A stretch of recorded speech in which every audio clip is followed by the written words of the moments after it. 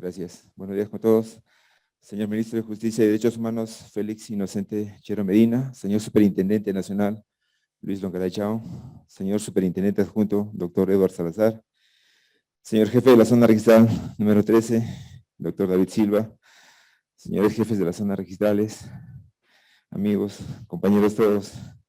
Disculpen que esté un poco agitado, pero parece mentira cómo uno se adapta al smog limeño y el aire límpido y transparente de Puno aún no termina afectándolo.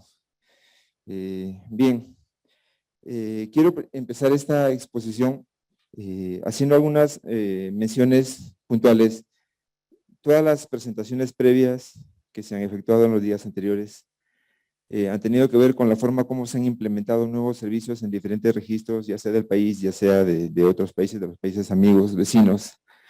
Y esta vez me ha tocado a mí exponer respecto a una implementación, a una tarea de modernización que está en camino, que está en pleno proceso de ejecución, que es la implementación del Sistema Informativo de Garantías Mobiliarias en el Perú. En principio, para ponernos en contexto, ¿de qué estamos hablando con la implementación del Sistema Informativo de Garantías Mobiliarias? Es con la implementación de un servicio de publicidad o de publicación de garantías mobiliarias. Un servicio que se identifica o lo podemos agrupar en dos grandes rubros, que es el servicio de inscripción de la garantía mobiliaria y el otro es el servicio de publicidad de la garantía mobiliaria. Básicamente el Sistema Informativo de Garantías Mobiliarias es una plataforma informática. Se ha encargado a la SUNAT el desarrollo de esta plataforma y asimismo su administración. ¿Y en qué consiste? ¿Cómo es que en líneas generales opera? Es algo que voy a desarrollar en láminas posteriores, pero un poco quería ponernos en contexto.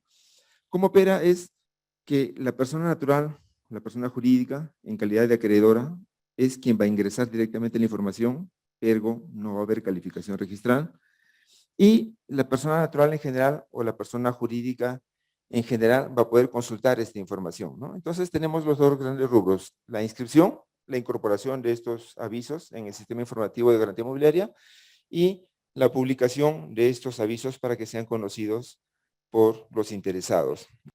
De nuevo, en el ámbito de ponernos en contexto, lo primero que tenemos que tener claro es de qué hablamos cuando hablamos de una garantía mobiliaria. Si nos atenemos al texto de la ley vigente y del decreto legislativo 1400 que está por entrar en vigencia, una garantía mobiliaria es la afectación de un bien mueble o de varios bienes muebles para obtener, mediante un acto jurídico constitutivo, para obtener una garantía, ¿no? Un crédito garantizado. Esa es la definición jurídica, digamos. Pero tal vez resulta mucho más ilustrativo tener en cuenta una definición, digamos, un poco más general, que es que la garantía mobiliaria en realidad es un mecanismo para obtener financiamiento para las micro y pequeñas empresas. Este pequeño detalle es quizás algo que nos va a permitir entender un poco mejor de qué hablamos cuando hablamos del sistema informativo. ¿Qué bienes pueden darse en garantía mobiliaria? En realidad pueden darse un sinnúmero de bienes muebles, no tiene sentido enumerarlos en este momento, y porque los enuncia expresamente tanto la ley vigente como la ley que está por entrar en vigencia, que es el decreto legislativo 1400. Hay bienes que sí se han enumerado que son los que están excluidos de garantía mobiliaria, pero en líneas generales es un sinnúmero los bienes muebles que pueden afectarse en garantía mobiliaria. En esta lámina que viene a continuación es donde voy a hacer un paréntesis un poco grande porque creo que sí es necesario contextualizar toda esta exposición. En conversaciones que tuve con muchos compañeros de trabajo, pude notar que los principales cuestionamientos que se hacen a este nuevo régimen de garantía mobiliaria tienen que ver con cambios normativos o con transformaciones normativas que ya se encuentran en la norma vigente y que se piensa que recién se vienen con el decreto legislativo que va a entrar en vigencia. Un pequeño paréntesis, el decreto legislativo 1400, que es el que crea el sistema informativo de garantías mobiliarias, recién va a entrar en vigencia una vez que se implemente este sistema. Bien, la ley vigente ya hizo transformaciones radicales y es bueno conocerlas porque nos va a permitir tener en cuenta que hay muchos cambios que han sido cuestionados en este decreto legislativo que sin embargo ya están implementados. Y para eso, creo que lo primero que hay que pensar, que hay que notar, es que la idea de que haya un sistema unitario de garantías y que esas garantías se publiciten a través de un sistema informático funcional es una idea que no es nueva. Ya está recogida en la Ley Modelo de Garantías Mobiliarias de la Organización de Estados Americanos, lo recoge la Cartilla de Garantías Mobiliarias de la UNCITRAN. De hecho, fue parte del convenio de Ciudad del Cabo para el tema de aeronaves. Entonces, no es una idea nueva. Y de hecho, fíjense, Colombia, que tiene un sistema informativo de garantías mobiliarias implementado, tiene como sustento normativo una ley del 2013.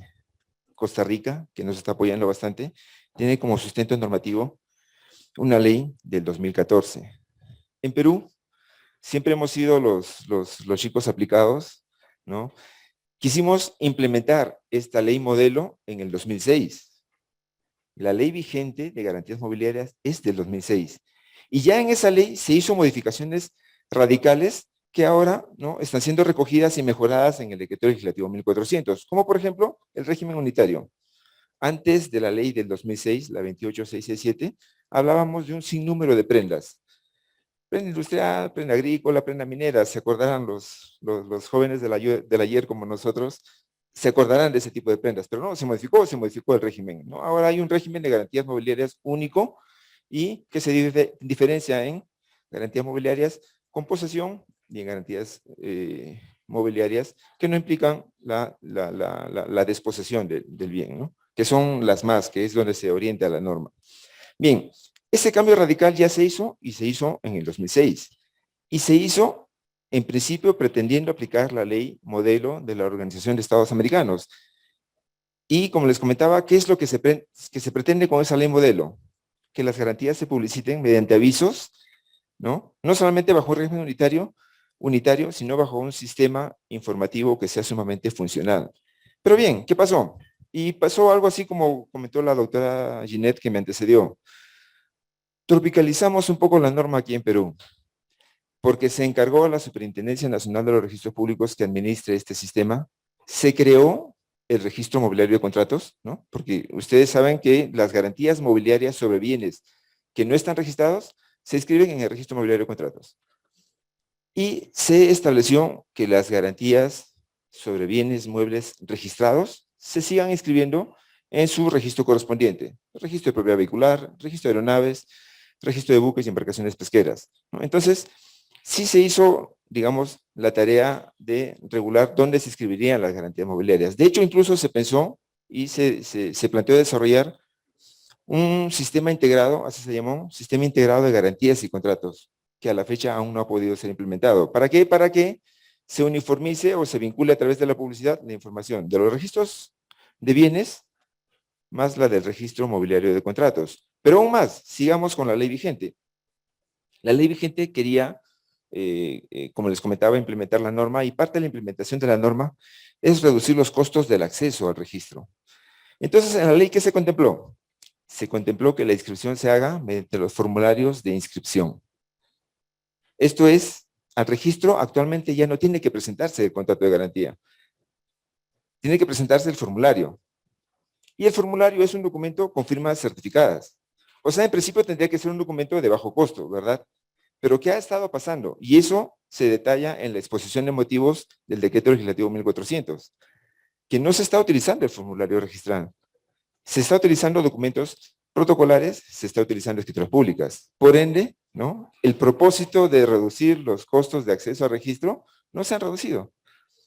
Pero lo que es más, como el propósito de la norma es que se publicite en menor tiempo las garantías, se dijo, ok, si se utiliza el formulario de inscripción, la calificación debe efectuarse en 3 días. Y si hay un defecto observable, igual tiene que anotarse. Esto es, no es que se observe y se deniegue la publicidad, no. Según la norma, se anota. Pero ¿qué pasa? De nuevo, no se utilizan formularios registrales. Por ende, la calificación se hace sobre otro tipo de documentos. Por ende, no es en 3 días, es en 7 días cuando menos. ¿Se dan cuenta? Se quiso, pues, conceptualmente, al menos en lo normativo, implementar la ley modelo, pero no ha venido funcionando. pueden ver no quise repetir lo que decía en la lámina. Eso fue, si pueden traerme un poco de agua, por favor. Eso fue lo que motivó que se modifique el régimen, ¿no? El régimen de garantías mobiliarias. Quería hacer toda esta introducción, que pareció un poco larga, para dejar en claro que la idea de tener un sistema unitario funcional no es una idea solamente de Perú y no es una idea de hace corto tiempo, no, ya tiene mucho tiempo de gestación. Y también quería dejar claro que no estamos partiendo de cero, ya tenemos actualmente un registro mobiliario de contratos vigente, funcionando, y sin embargo, bueno, la ley, ha salido una ley, la Decreto Legislativo 1400, que ha promovido que se modifique el régimen. ¿Para qué?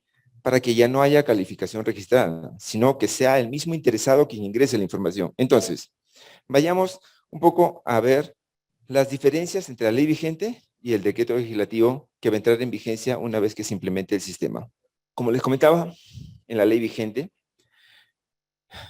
la ley 28.677, como creó un nuevo registro, un registro en el que hay calificación registral, a la vez modificó la ley de creación de la SUNAR para incorporar el registro mobiliario de contratos dentro del Sistema Nacional de los Registros Públicos. En el decreto legislativo 1400, que regula el régimen de garantías mobiliarias, como está contemplando un registro de naturaleza distinta a los registros, ¿no?, de seguridad jurídica preventiva, lo que está haciendo la ley es volver a modificar la ley de creación de la SUNAR. Entonces nosotros ya tenemos, y lo dijo bien Jorge Rojas en su intervención hace un momento, la SUNAR, a partir de esta norma, ya tiene dos ámbitos de actuación muy marcados. Uno es administrar el Sistema Nacional de los Registros Públicos, ergo, los registros de efectos jurídicos, y otro, administrar el Sistema Informativo de Garantías Mobiliarias, ¿no? Son dos actividades que tiene ahora la Superintendencia Nacional de los Registros Públicos. El registro, el registro actual, y creo que ese es otro punto que tenemos que tener completamente claro, es lo que accede al registro no es el acto constitutivo, es el documento en el que las partes interesadas dejan constancia de la celebración de un acto constitutivo de garantía con datos que sean relevantes para los terceros.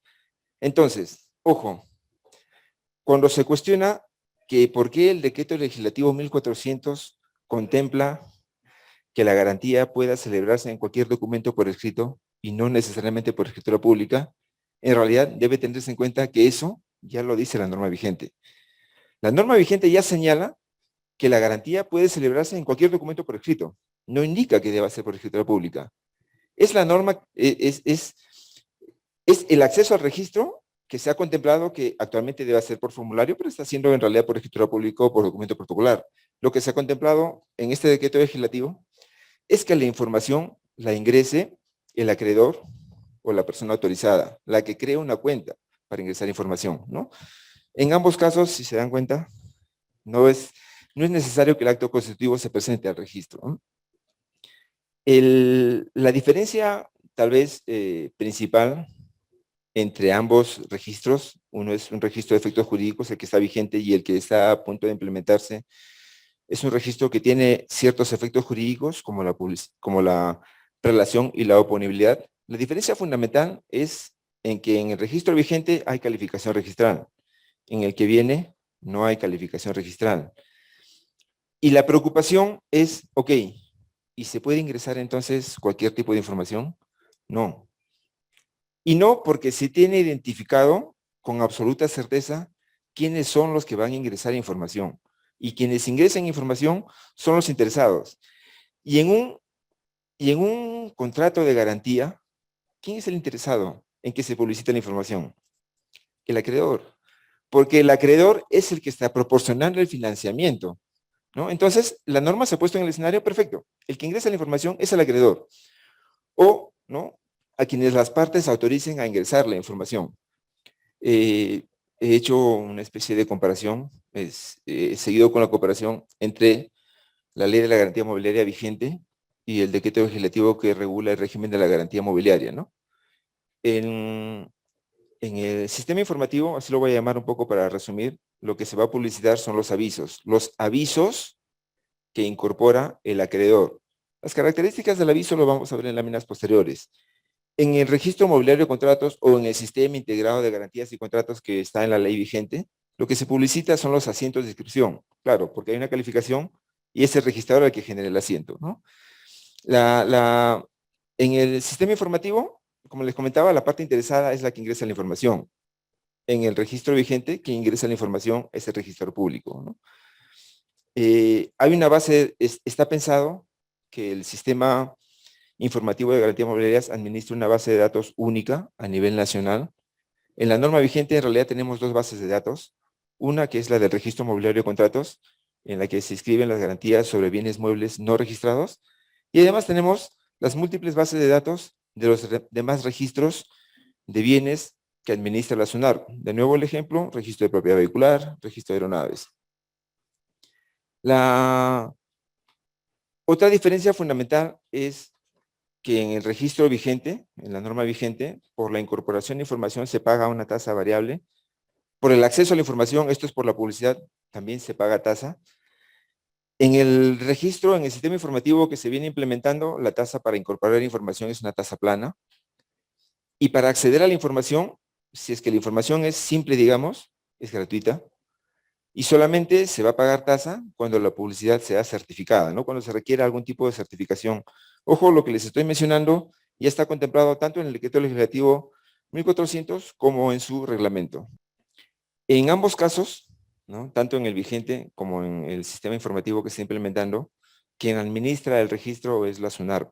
Y hay una pequeña, no digamos pequeña en realidad, sí es una fundamental variación. El registro, el registrador dice la norma, ¿no? Pero en realidad el registro es responsable por lo que se consigna en los asientos de inscripción porque han pasado por el tamiz de la calificación. En este caso, en el sistema informativo que se va a implementar, la SUNAR no es responsable por el contenido de la información, porque quien la está incorporando es el acreedor. Pero de nuevo, vuelvo a una idea anterior, no es que nadie sea responsable por el contenido de la información. Claro que hay un responsable y está plenamente identificado, y es el acreedor o quien ingresa la información. Y quien ingresa la información tiene que ser un usuario que previamente ha sido habilitado, previamente se ha calificado, se ha evaluado, por ejemplo, si es el representante o no de una persona jurídica. Y es más, esta ley, este decreto legislativo 1400, tiene, no sé cómo llamarlo, algún mecanismo de seguridad adicional a la que tiene Colombia, a la que tiene Costa Rica, a la que tiene México, que son los países que han implementado este régimen de garantías mobiliarias bajo la ley modelo de la Organización de Estados Americanos, y es que en sede administrativa se puede determinar la responsabilidad y sancionar a quienes ingresen información errónea y no la corrijan a tiempo. Ojo, o sea, hay una responsabilidad administrativa y además, obviamente, hay una responsabilidad penal, ¿no es cierto? Porque los avisos que se publicitan son avisos que constituyen en realidad la manifestación, la expresión de quien ha ingresado la información.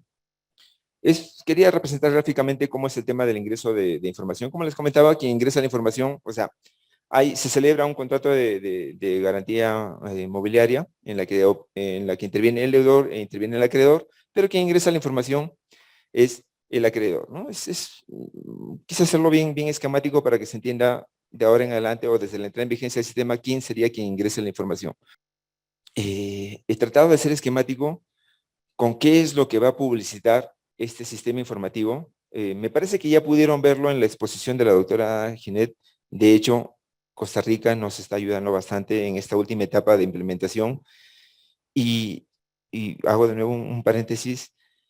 Colombia nos ayudó bastante en la primera etapa, en la gestación de este proyecto, en las reuniones que tuvimos para saber cuál va a ser el contenido del sistema y todo esto. Pero el registro de Colombia lo administra una persona jurídica privada, la Confederación de Cámaras de Comercio. Queríamos contar con la experiencia de un registro, de un sistema informativo administrado por una entidad del Estado, y por eso recurrimos a Costa Rica, ¿no? Entonces, tenemos dos países que nos están apoyando bastante en esta implementación. Y fíjese, ¿qué es lo que interesa? ¿Qué es lo necesario de publicitar en este sistema informativo, ¿no? En principio, como les comentaba, sistema de avisos en la que respecto al deudor garante se va a publicitar la información que pueden ver ahí, sus generales, porque la idea es que estén identificados todos los intervinientes, ¿verdad? se va a publicitar la información del acreedor, ¿no? Denle un clic más, por favor. En este punto, hacer mención a lo siguiente. Para que se pueda ingresar información al sistema, es necesario crear un usuario. Y la creación de un usuario va a ser un trámite que va a estar sujeto a una previa evaluación. Si es una persona natural, la interconexión con RENIEC nos va a permitir identificarlo, más el uso de la firma digital. Pero ¿qué va a pasar, por ejemplo, en el caso de que alguien quiera crear un usuario como representante de una persona jurídica? Entonces, lo que va a hacer la persona encargada de admitir estas solicitudes de creación de usuario es evaluar en el registro de persona jurídica si es que efectivamente la persona, que ya sabemos que es quien dice ser porque tiene su firma digital, a la vez es el representante de la persona jurídica.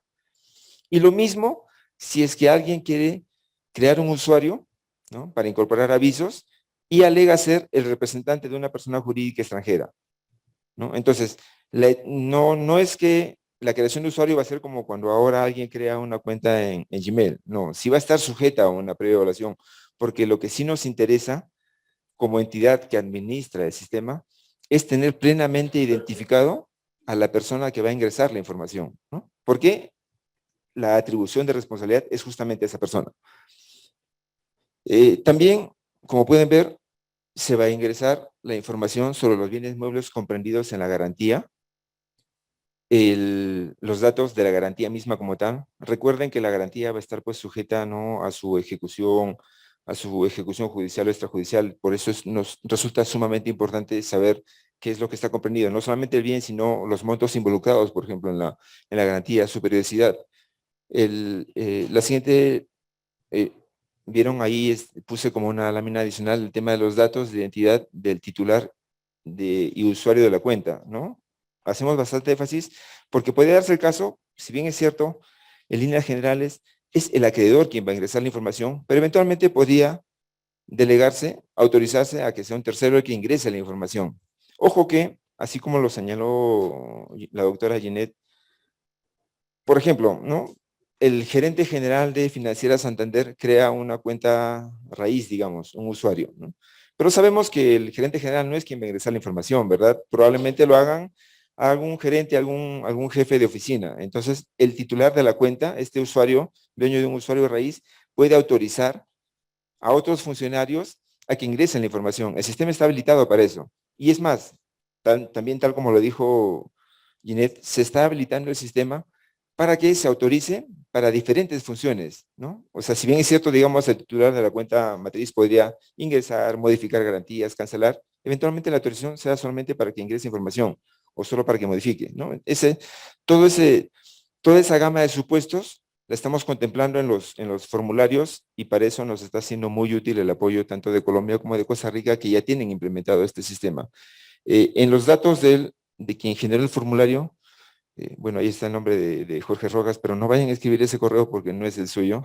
Es solo referencial, solo quería que lo sepan. Bueno, esto es pues lo que se va a publicitar. Esto es lo que los interesados van a poder conocer e insisto, sin pagar ningún tipo de derechos, a menos que requieran certificación, ¿no?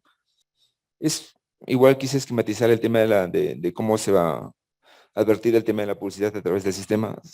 Estas láminas las voy a pasar sumamente rápidas, pero en realidad lo que quería explicitar en estas láminas era cuáles son los beneficios de la implementación de este régimen, ¿no? Y tal vez la idea central, que es la movilización de los bienes y el financiamiento, lo podemos ver en una lámina posterior. Como les comentaba, quizás uno de los cuestionamientos más de fondo que se hizo a la vigente ley de garantías mobiliarias tiene que ver a la vigente me refiero, es un poco en la falta de perspectiva respecto a qué es lo que se quería regular, a quién se quería proteger, qué es lo que se quería promover.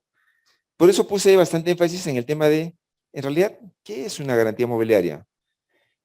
El decreto legislativo 1400 ha sido emitido en el marco de financiamiento de las micro y pequeñas empresas.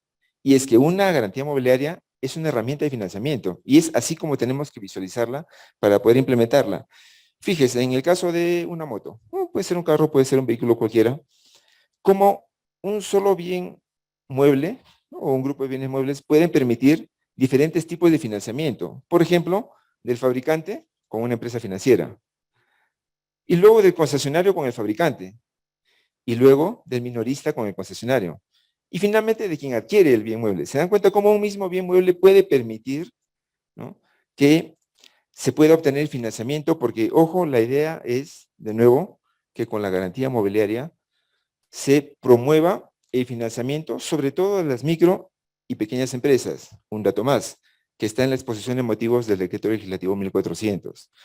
Digamos, del universo de garantías de las micro y pequeñas empresas que se analizó en ese momento, estamos hablando del 2018 más o menos,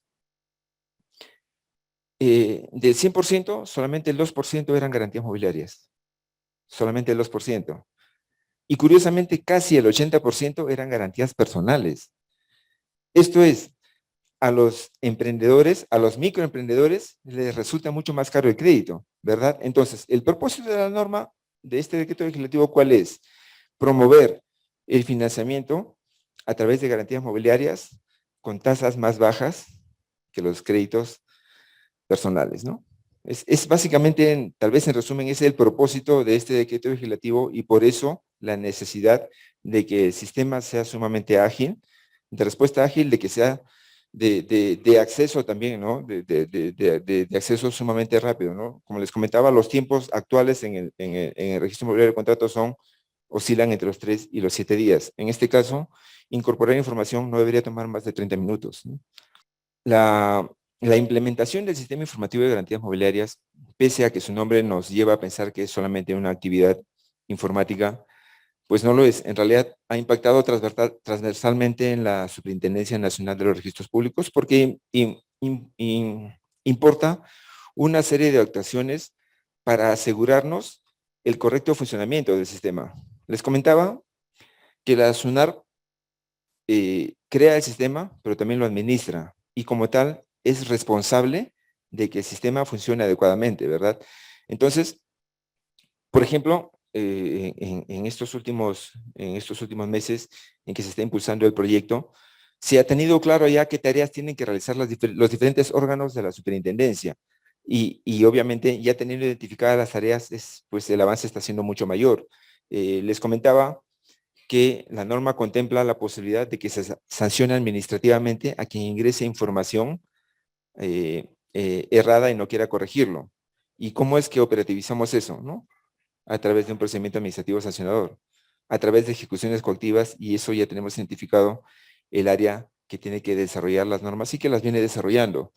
Igual, el tema de, ok, siendo una plataforma electrónica, y es más, siendo una plataforma electrónica administrada por la sede central, creo que eso es bueno que todos ustedes lo sepan, el sistema informativo de garantías mobiliarias no va a ser administrado por las zonas registrales, va a ser administrado por la sede central. Es la primera vez que la sede central va a administrar un servicio registral, ¿no? Y digo servicio registral, pero en realidad les hacía la precisión de que en realidad es un registro de noticia, ¿no? Un registro de avisos.